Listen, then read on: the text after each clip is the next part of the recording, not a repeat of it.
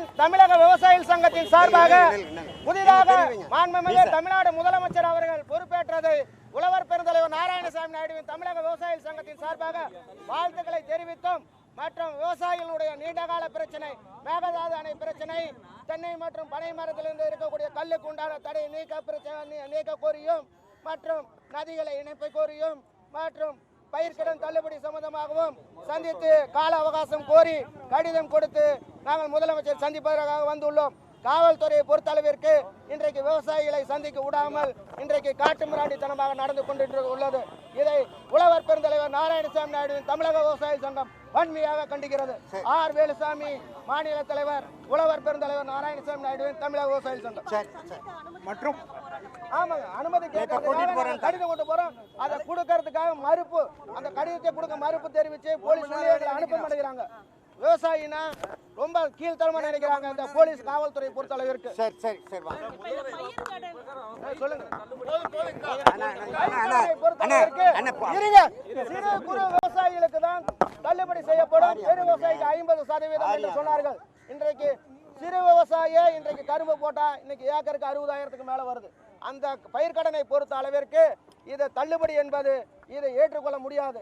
இப்போதைக்கு மாண்புமிகு தமிழ்நாடு முதலமைச்சர் புது முதலமைச்சராக இருப்பதால் மறுபரிசீலனை செய்து விவசாயிகளுடைய கோரிக்கை முழு கடனையும் கடந்த காலங்களை எப்படி ஆட்சியாளர்கள் தள்ளுபடி செய்தார்களோ பாகுபாடு இன்றைய சிறு குறு விவசாயிகளை பிரித்தாளும் சூழ்ச்சி இல்லாமல் தள்ளுபடி செய்ய வேண்டும் என்றுதான் எங்களுடைய கோரிக்கை, பிரதான கோரிக்கை.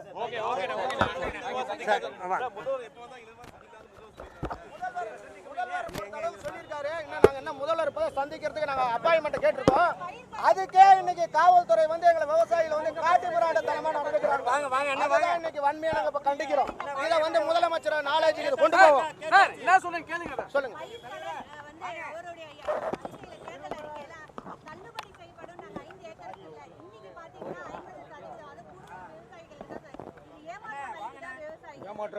இதை விவசாயிகளை பொறுத்த அளவிற்கு அரசாங்கத்துக்கு எப்படி அதிகாரிகள் பெருமக்களோ எப்படி விவசாயிகளுடைய அனுபவம் இல்லாத சார்ந்தவர்கள் எப்படி அரசாங்கத்துக்கு ஒரு காரணத்தை சொன்னாங்கன்னு தெரியல.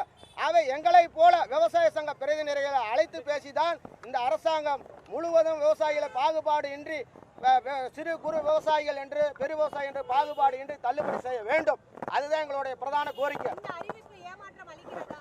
இந்த அறிவிப்பு வந்து மறுபரிசீலனை பண்ண சொல்லிதான் எங்களுடைய பிரதான கோரிக்கை.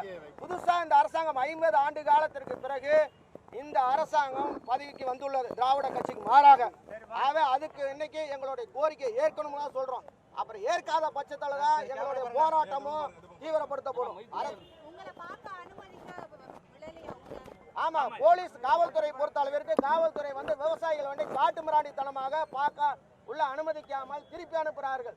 இப்ப ஊடகத்தின் வாயிலா பார்த்த உடனே காவல்துறை பறந்தடித்து கொண்டு விவசாயிகள் மீது பற்றுள்ளதாக நடிக்கிறார்கள். இது வேதனைக்குரியது.